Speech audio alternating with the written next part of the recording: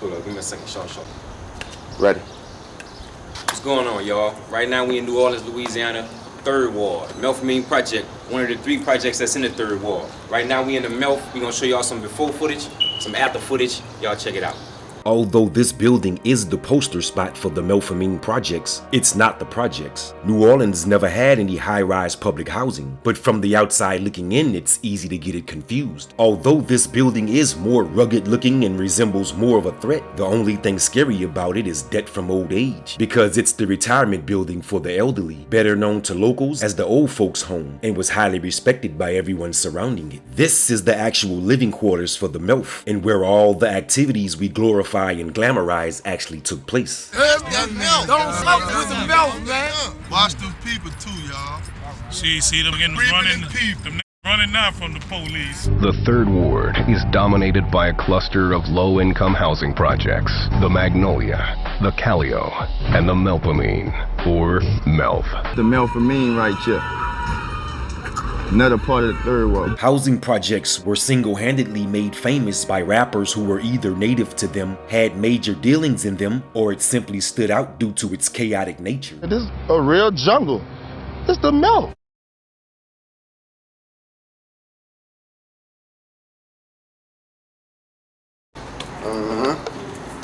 This was the roof entrance right up. Climb up the pole. This is how you get on the roof right there. Climb up the pole, duck through there you go. Select balls. Duck your head down because you hit that wall right there. Duck down, and then you be on the roof right there. Footballs, you gonna run across a couple of pigeons. I creep quiet with that K, bust up you and your peoples. I be silent like the J up in jalapenos. I'm throwed off, click quick like the 9-6 Vic Newman. Leave you looking like an ugly, dry, rotten human. Melpomene is the army, so send your navy. Leave you in the Melf dumpster like you Brenda Baby. You smoking rocks, them dimes. I'm in the stocks and bonds. My resume say I know how to pop them nines. Running in handcuffs from cops, I got loose. I pop partners like Bishop, I got the juice. You know, I'm not a crip, but I'm quick to slam your blood. Plus I pack a double pump like Elmer Fudge. Right. But we don't live no cartoon life. What's officially known today as Gustavo Apartments is located in the infamous 3rd Ward Central City, New Orleans. Its former structure was the Melpomene, which is actually pronounced Melpomene and is documented as the Gus High Rise. Built on top of grave sites in 1964, there were 6 separate buildings for families and 1 12-story buildings for the elderly. The buildings gave a vivid view of the Superdome and was literally a 10-minute walk to the city's business district. Almost all of Uptown and scattered parts of the city was built on grave sites, and even after construction, they've maintained graveyards and neighborhoods throughout the city. I'm getting down, I'm getting straight down. I got my 14 and I'm on the round. Each building in the Melpomene was separated by a courtyard and a playing area for kids. The building stretched the length of 2 blocks, so to accommodate the distance and to make it easier to reach the other side, pathways were installed. These pathways were called ramps and were an easy transition from one side of the project to the other, which made an easy getaway when running from the police. The ramps became popular with drug dealers and anyone who was doing dirt. The old school picture of Cash Money's first roster was taken on the ramp and was the cover to Tech Nine's Straight from the Ramp CD cover. The Melf shared the 3rd Ward with the Calliope and the Magnolia and was the smallest out of the 3, but what they lacked in numbers they made up in force. The Magnolia had all the connections and was always known for big weight, so no matter how much one project was out hustling the other, it all came from the Magnolia. The Calliope had the murder game on lock and was home to several of the city's most notorious hitmen, and the last project you would ever want to get into a war with. Let me see y'all. The Melpomene was known citywide for its block party DJs and its notorious drug activity, mostly. By the early 1980s, the Melf became known as Henora Alley, and dealers and users would come from all over the city to get what they called that boy, a New Orleans street term for I'm getting you full of that boy. You niggas talk about that boy, rap about that boy, but you coward motherfuckers never seen that boy. During the 70s and 80s, the Melf was a tight-knit community where neighbors treated each other like family. Hustlers helped the poor, and there were plenty celebrations as a whole. But after the heavy implementation of guns during the 1980s crack era, the Melf suffered an ugly makeover that made money king and families turn against each other. A high population of hustlers and have-nots that became the norm as rap was becoming the new hustle. I mean, y'all want to see New Orleans? This New Orleans. Third wall, we got the Calio, Melf, and the Magnolia. The Melpomene. We got people from everywhere back here. We accept the cats from the Calio, the Magnolia. It don't matter, man, where you from. We don't give a fuck, man. It's all love, man. Contrary to outsiders' beliefs, the Melpomene, Magnolia, and Calio was one big family, and like any close-knit family, certain members are gonna fight. But it was never an all-out feud between them as a whole. I got god kids out the Calio, cousins out the Magnolia, nephews out the Melf. Us in the Calio, we used to switch cars. I had a bar in the Melf. Like, them dudes embraced me. And I was way out the Magnolia, but they were saying the Magnolia and Calio ain't fucking around. I had a bar on South Robinson and Martin Luther King. I ain't never had no problem in that bitch, but the Melf held me down. Every project in the city had similarities, and at the same time, each of them were known for what made them unique. And for the Melf, that was being able to supply the city with whatever they needed. Whatever your poison, the Melf could supply it, which brung in many outsiders and famous faces, some who were regulars and many first-timers who were directed there after requesting a good time. Going on that water. Here's how the Melf acquired its position. The NO's import and export is dominated by the Mississippi, and whether food, clothes, or drugs, it all flows the heaviest in the areas closest to it. With docking destinations at every main location, the river flows from St. Bernard Parish to the Ninth Ward, then to the CBD, where its most popular and heaviest loads are exported, and here's what brings the Melf into play. Almost walking distance from the CBD's docking destination lied one of the most notorious areas in the city, the St. Thomas Projects, which by law of being the closest should have been in the best position for distribution. But here's why the Melf was better for the job. It's literally the hub of all New Orleans, the center point that makes it closer to everywhere, faster than coming or going anywhere else in the city. Driving wise, it's 5 to 15 minutes wherever you're going, which made it the prime location for distribution. Project, drug related, hit nigga stashes, drug selling, gun shooting, everything, man. Yeah. It's wild as a motherfucker. When the hood learned to turn soft into rocks, it immediately changed the structure on how and who could get real money out the streets, and by the mid-1980s, we saw for the first time street ballers in their early teens, which then gave birth to much higher and consistent crime and homicide rates.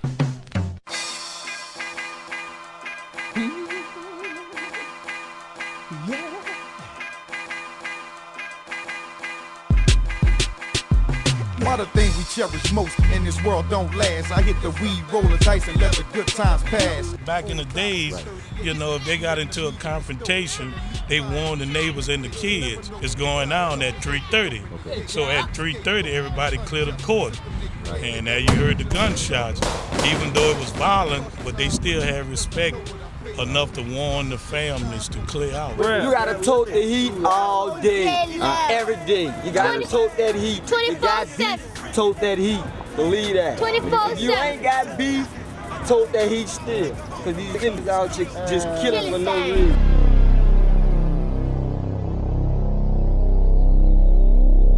You hit me up here, man, whatever, but that ain't nothing, you hear me? I'm chilling up in my little cribby or whatever, you hear me? I ain't even thought of it, you hear me? Nigga, come straight, hit me up. Hit me right here. My motherfucker stomach. This bitch went out though, you hear me? What you got hit with? Full nickel. That ain't nothing but a little tattoo, you hear me? That's it. That bitch off my tattoo. Believe that. I just got a tattoo. But I'm saying, accident of the we don't just, this don't just happen. I'm saying, accident how we rock. Yeah, what's happening? This killer, aka Sick without the mouth, you heard me? What's going on out there, man? We in the hood, you heard me? Chilling with the fellas, man. Everybody introduce yourself right quick, man. It's the God, Chino. Believe that. This Ripper right here, homie. Skip out the mouth off the dump, you already know. So I hit my fucking safe for 30 G's. Scope my extra and break it down a quarter B's. I'm going holler at Tech on the ramp. Chilling with the other in black van. My best friend Danny was about Chris' age when he got shot. Right. The same way Chris got shot. Danny had all the girls. Sure? That's what's happening. Believe that. Sure. Yo, that's what's happening. Danny, Ramsey. Before you get shot again, nigga. I ain't getting shot no more. You don't know. I ain't getting shot no more. But anyway, it's just a procedure. Anyway, how you feel like he can make that a solid? What he's saying, he ain't getting shot no more. He can't say that. Danny always said, "I'm not gonna let a nigga kill me Like they killed my daddy. Danny got killed. You cannot control that. You can pray and hope that you're in the right spot and it don't happen. But Chris right now could be 6 feet under. Family. And I watched him grow up. Right. And his moms and I are like sisters and brothers. They got a large family. Think about the effect of the family it would have had during the holidays. The Melf. Like I told you, I'm born on the project, you feel me? I'm on Clio's side, you know, I'm Martin Luther King's side.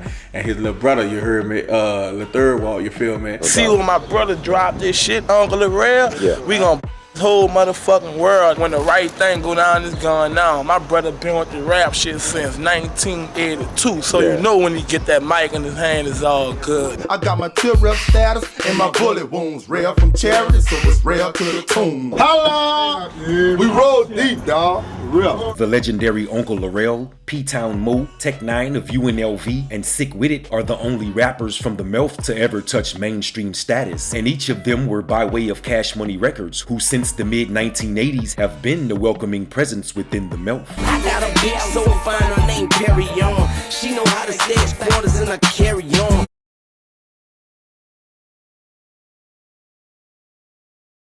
And these little brothers, they come up under us. I watch them grow up. But like they say, this rough territory, and even the old schools, again, witnessed 13 murders in the summer of 83. Not the year of 83, the summer of 83. The summer of 1983 was a hot one, and I'm not referring to the weather, but to the number of murders the Melpomene would experience within those 4 months alone. And one of the most memorable and talked about events that took place that summer was the departure of a young Melf legend by the name of Tiger. Tiger from out the Melf. You got Tiger. Tiger got all his gold knocked out his mouth. Tiger tongue got knocked out his mouth. By the time I had heard of Tiger, he was what locals called out there, which means for whatever reason he had become a thorn in the side of the entire community. He was no more than 21 years old, about 5'6", 150 pounds, and had built a horrible reputation for jacking anybody that was getting money, even those who were considered kingpins. Before Tiger was out there, he was cool with just about everybody in the hood. But after he started robbing people, he had lost everybody's trust and even made people nervous when he came around because he was constantly having shootouts with those he had previously robbed. My first and last encounter with Tiger was close and personal because I was with his younger brother Petey the night he was killed by a speeding car on MLK Jr. Boulevard. Tiger walked up to the garden pipes I was sitting on and took a seat. He looked me straight in the eyes and said, "You was with my brother the night he got killed, huh?" I confirmed it, then he asked me was I alright. I explained that Petey tried to make it across the street before the car passed, but when it did, I didn't see Petey on the other side of the street. Instead, he was about a half a block down where the driver had stopped and got out to try to assist him. But it was too late. I noticed while talking to Tiger he looked exhausted, would take a slow deep breath before every sentence, and on the side of his right calf was a dry trickle of blood where he had been shot but couldn't go to the hospital in fear he'd be arrested. Tiger was on his last leg, literally, and he knew there was no returning from all the bad seeds he had planted, so for anyone who was coming to get him had better not miss. Scotty, who was another Melpomene native and big timer at the time, was one of Tiger's victims and decided to take it upon himself to put an end to the jacking sprees, the shootouts, and ultimately the fear Tiger had instilled in the projects. Less than 1 week after my conversation with Tiger, me and my partner Meat was standing outside his 4th floor apartment while looking downstairs at Scotty and Tiger, who appeared to be having a conversation. This was an odd scene, and everybody around must have known how explosive that situation was, because as crowded as the project was that day, nobody was standing near them. And just like we all expected, without warning, Scotty drew down. Then bang! He let off the first shot, hitting Tiger in the right shoulder, which spent him around, sending him into a full sprint. With no chase, Scotty pointed his weapon and spazzed out. By the second to third shot, I'd hit the ground for safety, and by the time I had stood back up, I could see Scotty walking up to Tiger, who was lying on the ground motionless. Scotty swapped out his clip, got close to Tiger, and swoop, I got low again to hear Scotty empty the second clip. I stood back up to see Scotty walking away from Tiger, and right before he took a seat on the hallway stairs, everyone who was in attendance began to applaud. People were smiling, walking up to Scotty and thanking him. Me and Meat walked downstairs to get a closer look at it all, and I can clearly remember the old lady saying to him, "Thank you so much, young man. Don't feel bad, you had to do what you had to do." The truth is, with Tiger out of the picture, the project could breathe again, and people didn't have to worry about that dangerous element anymore. When the police arrived, they approached Scotty but never handcuffed him. One of the officers even said to him, "We've been trying to get this guy for weeks," with a smile on his face as he extended his hand to Scotty, and they shook. Usually when someone has just died in the project, people would gather around to get a closer look, but in this case it was nearly impossible. Tiger got all his gold knocked out of his mouth. Tiger tongue got knocked out of his mouth.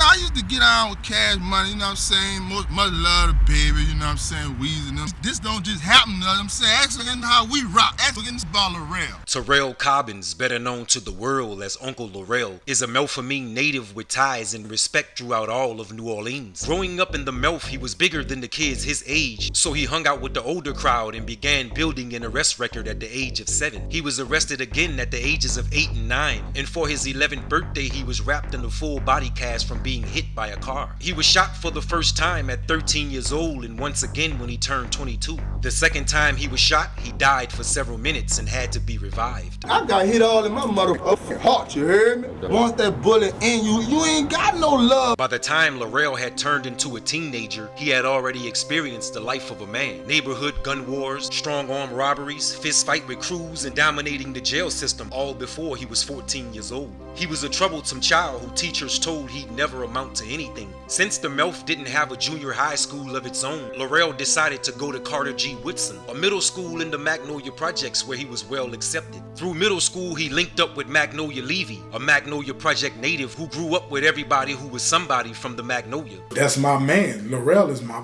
partner, you feel me? Say I'm in middle school, you in high school. When we get to high school, we could actually be cordial, but when we in middle school, we rivals. It's the Melf versus the Magnolia or whatever like that, you feel me? That's how it was. But Lorel understood it. What you are, I'm the you are, I'm on the rail. Send me to Virginia, I'm like a sniper when I send them. Catch a sail with rail, take 5, you need a breather, bitch. It's going down like K4, B, Rico and Mitch. With rap bars that matched his lifestyle and charismatic energy, Lorel began to gain popularity in both the Magnolia and the Melf, and it wasn't long before he was demanded for features. Look here, homie. What's that? It's Lil Derek, and I'm about to tell you hustle something. Lil Derek, aka Bulletproof, was the original 5th hot boy and the nephew of Birdman. Before his death, Lil Derek had a solid future with Cash Money Records, and in 2003 he released Undisputed Champions Knockout, a local classic CD that Lorel was a part of. I don't force beat, I force the again. Derek, you feel that? Rip a nigga fat, me with my cat. Beef ain't never squash shit that down sometimes. Soulja Slim, who was also featured on Lil Derek's Undisputed CD, had launched his own label, and through his connection with Magnolia Levy, Lorel was about to be a part of Soulja Slim's Cutthroat Committee. I remember I told Slim about Lorel, and Slim knew who I was talking about off the bat. Like, he was like, yeah, man, I know Lorel. Like, from jail stories, went on from there. I done did work with everybody, you know what I'm saying? Rap level, street level, and don't talk about behind them balls, you heard me? I mean, I'm like God back there, you know what I'm saying? Because he felt like Lorel was a big dog in his neighborhood, too. You feel me? For was his jail system or street, you feel me? Yeah, they already know about me, OPP. I brought up the conversation to Slim about Lorel. And at first, Slim was like rejecting of it, like, you feel me? Because he didn't know if Lorel had matured and stuff like that. Because it's still like they from 2 different projects. Right. But I wound up bringing it up to Slim, and he wound up later on down the line, he wound up talking to me about it. He was like, I'm glad you did that. Soulja Slim's untimely departure closed the book on that chapter, and Lorel was now a free agent. Birdman, who was always looking for new talent, heard about Lorel, and after some heavy persuasion, Birdman decided to give him a chance. I did a lot of shit in my life, you know what I'm saying? When cats come at me, they have all type of bodyguards and all this type of fun ass shit, cause they feel like they can't trust a nigga. Despite his reputation, Baby gave Lorel a seat on Cash Money's roster. He played his role, did some recording, and went on tour, but it wasn't what he expected. it, so with a change of heart, he decided to leave. Much love the baby, you know what I'm saying? Weezy and them, ain't no hating, I ain't tripping, you know what I'm saying? After 8 years of running the prison system and holding down the Melf as the HNIC, he became the official landlord. Once Lorel's story got out and was heard by the right people, they began to write and publicize about his story, where he began gaining recognition for what they wrote as a horrible life. In late 2008, he was seeked out by the producers of the History Channel to be the lead subject in the season 3 episode of Gangland New Orleans, and he obliged. The episode aired in November 2008 and was one of the highest rated episodes of that season. When I made 10 and 11, I was off the post. I was advanced. Lorel had grew with his time in jail. Like he had became understanding. Lorel was like in a better mindset from doing, well, I think Lorel did like 10 or 15. Wow. So he came home with a different understanding, and he understand how the streets go, you feel me? That's my mother, nigga, dog sick with it. Y'all know him from Cash Money, you heard me? When I was with Cash Money. Got some real silly niggas out here right now, you heard me? I'm talking, these streets, homie, these niggas, they take baths with burners, you heard me? You know what I'm saying? Sleep with them things. We don't wear teardrops for nothing around here. They represent and mean something, man. Y'all know that, man. All y'all niggas out there from the city know me, man. Yeah, big out here, man. Big boss. I ain't got me no drop yet, but a nigga smoke my peep and I'm coming out there. I got a positive vibe, but I ain't scared of y'all. Sick With It, another Melpomene native that was recruited by the Birdman and did some touring with the label. He featured in Lil Wayne's music video, Neck of the Woods, as the main subject, but was later forced to leave the label due to legal problems in New Orleans. When you're out there on the road, you're seeing a whole nother life, you heard me? You don't see none of this, man. You don't see this. Turn around and just look. Tell me what you see, man. The Melf was a fun place to grow up for residents and visiting relatives, and produced many happy times for ghetto people, but it wasn't totally free of chaos. The Melf was a battlefield for many gunfights, some with other projects and some were civil. Even the old schools, again, witnessed 13 murders in the summer of '83, not the year of '83, the summer of '83. Really though? Danny Fat, Mo, Kenny Ray. Kenny Ray to go on the floor and drop money, throw money down there.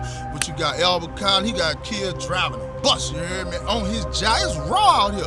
I mean, you got Tiger. Tiger got all his gold knocked out of his mouth. Tiger tongue got knocked out of his mouth. Man, these Melpomene assassins, I'm talking about from the 80s, you heard me? It's like this year. 1970, what that is, was when I came. I never had shit bone in a hurricane. And you think it's crucial living off TV dinners? It was nice I had to eat chiwis for dinner. I feel stupid, like I'm a tall rottman. Check, now mama had a baby for my fall partner. Crime paid easy, but I had fire tactics, had skills in everything except choir practice. Daddy, stay in Alabama, we don't want you back. Don't call me unless you're catching a heart attack. This was the little shelf they gave us, you know what I'm saying? The shelf when people kept crowded all the time, man. Rats, anything jump out on you. Matt Nell Cantrell Allen, better known to us all as Face, was born in 1977 to a large family that had major presence within the Melpomene projects and was known throughout as the family not to fuck with. Face was one of the oldest cousins to many younger Allen boys that came after him, and even as little kids, they were always into some issue. Face and his underlings were a force to be reckoned with, constantly at the center of beef, and by the time they became young men, they were cultivating and manipulating a major portion of the city's underworld as the notorious Young Mel Mafia. For whatever reason, Cantrell was given the nickname Face at an early age, and ever since I can remember, that's what we called him. Like myself, not many people knew his real name, just Face, and after the summer of 1985, his appearance had caught up with his nickname. I remember it like it was yesterday. I was on my way back to the project from the Gallo movie theater. I made it to the end of the project, and as I entered the park, I noticed people running in a panic back into the project. So I turned around to look into the direction they were running, and I could see what appeared to be someone on fire jumping and running around. So like everyone else, I took off in that direction. I got about 10 feet away from the flames before I stopped and went into a full standing body paralysis. All I could do was stare in shock because I couldn't believe what I was seeing. It was Face, fully engulfed in flames, rolling around in the grass in the middle court trying to put himself out. Still to this day, I don't remember hearing any sound until my next door neighbor, Miss Cooter, got right in my face and yelled to me, "Take off your shirt, hurry, give me your shirt." Miss Kuda collected enough shirts from the crowd, threw them on top of Face, and within the matter of seconds, the fire was out. Miraculously, he survived it. When the story came out, it was said that a jealous woman threw a lit bottle of gas from outside into the window of the bedroom of her boyfriend's mistress. But instead of hitting her mark, she threw the bottle into the wrong window. The gas bottle hit Face and two of his siblings, but Face was the only one to survive it. Months after the incident, Face was back in the projects, and for the first few weeks, he wore bandages on his face and body to protect his scars. By the time the next summer came around, Face had been mask-free and accepted by everyone in the project, excluding most of the young kids who Face would run after and purposely scare. By the time he was a teenager, he was known citywide as the burnt dude from the Melf that'll put in that work. Like any of the Allen boys, Face had no emotion when it came to slinging that iron, and in a city where murder makes you famous, he quickly made the proper connects. By the time they were young men, the Allen boys had become a powerful family who had built their empire in the underworld of Central City, New Orleans, until a major flow of gang investigations began in New Orleans in 2012, making the Young Mel Mafia a high priority on their list. Face was shot and killed in 2012, but 5 Allen family members, along with several of their goons, kept the Young Mel Mafia going until the 2012 Old Western style shootout took place between YMM members and the rival gang that claimed the lives of a couple of people, which was the last straw as far as the law was concerned. The Young Mel Mafia was finally scooped up by the feds, and 5 members of the Allen family were found guilty on multiple counts for their role in running a gun and drug distribution network.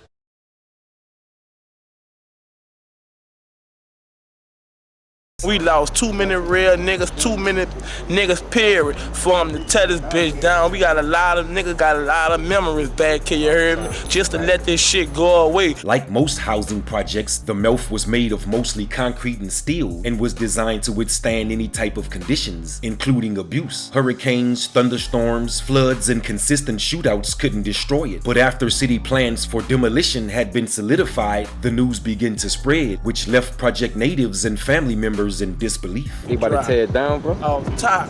Damn. So, bro, what that say for like who was raised back here, who this was home for? So when they got out of jail, they come home. What they coming to? They ain't coming home to the project no more? Man, fuck, you know they ain't gonna be able to come to the project, but they still coming on Martin Luther King, cause this all set. We gonna be here no matter what they build. They could build a motherfucking Walmart. We gonna hang in that bitch and post up in that bitch. This all was set. Yeah. They could build a church. We gonna hustle in that bitch and everything. Girls do hair, y'all.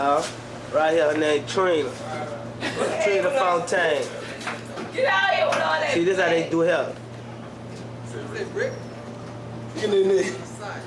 All right, commercial break. After the city's plan to build new housing, the Melf was set for destruction, and the first order of business was to vacate the occupying tenants. A warning that made residents very uncomfortable. This what it is. We've been back here 20 and 30 years, 2, 3, 4 decades, and they come with all this bullshit telling us we can't hang somewhere we've been all our life. Where the f you want us to go? 21 years back here. Nothing don't stop. It don't stop till the casket drop. We been back here. We gonna be here. We not letting y'all run us. Y'all gonna have to take this motherfucker down. Whatever they try to build, we gonna keep destroying that place till they be like, oh, let's just put the project back up. Yeah. That's what they gonna have to do. Cause we ain't letting them do nothing. So, bro, what they moving the people to? They moving them everywhere. Moving some of them on Clio and Lorel. Moving some of them in Section Is. But it ain't about nothing. They gonna move them back in this motherfucker. Cause we gonna make them do it. They could build a church. We gonna hustle in that shit and everything. Cause they can't turn the meltdown. We lost too many real, too many period for them to tear this bitch down. We got a lot of memories back here, you heard me? Just to let this shit go away.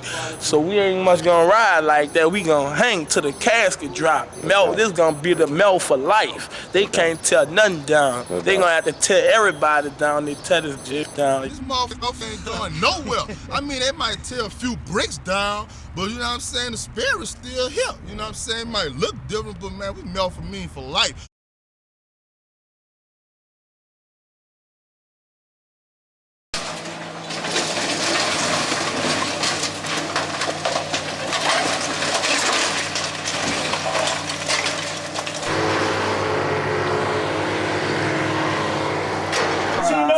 You may not know me, but I'm a bumper cloud Rasta. Redhead dread, grind like a rock wire. Shooting flames that it fire. Sorry, B-boy, but your time has expired. Get the lighter, burn you with the metal, man. Holes in your sweater, man. Come and see the special, man. Although it's still titled the Guste Homes, the old Melpomene projects is just a memory and have been replaced with a more modern look that's easy on the eyes for outsiders passing by. But as for residents and natives of the area, not much has changed. After reconstruction, many people from the old housing came back because although the structure changed and they were given an opportunity to leave, for some the project is all they know.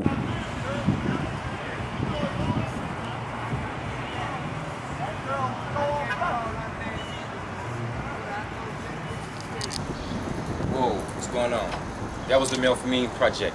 I know some things we also in there probably shocked y'all. Some of the things in there y'all can relate to. This next project we're going to is also a third wall project. We're gonna take it back a town a little bit to the Calio, y'all. Come on.